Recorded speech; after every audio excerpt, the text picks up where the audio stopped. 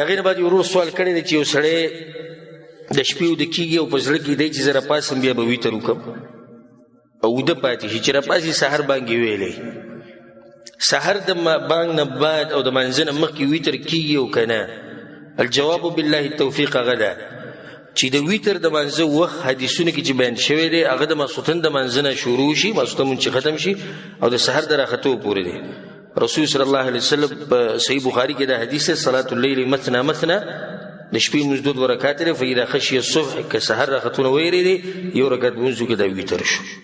دغه شان روایت کې راځي چې اوتروا قبل ان تصبحوا د سحر د راختونه مخکې ویتر وکړي او که څوک وده پاتې شو راپاسېد نو بیا دې کې د علماو اختلاف دی اکثر علما دا وی نه دی و صبر کوي چې کله دا نور راوخیږي د هغې نه بعد بیا دې قضا راوړي او بعض صحابه کرامو دا نقل لکه عبدالله بن مسعود نه عبدالله بن عباس نه عباده بن الصامت رضی الله عنهم اجمعین چې هغه وایي نه دغه ټیم کې چې دی راپاسې نو بس ودې کې او د دوی دا خبره والعلم عند الله هغه دلایل په رڼا کې مضبوط ښکاري او شیخ الاسلام تیمیه رحمه الله په خپل فتاوی کې دا جواب ورکړی نو جواب دا شو چې کوم سړی نه ویتر پاتې شي او راپاسې او سحر بانګې ویلی او دی ویتر کوي نو کولی شي که نه شي کولی شي دا یې قضا راوړی شي والله اعلم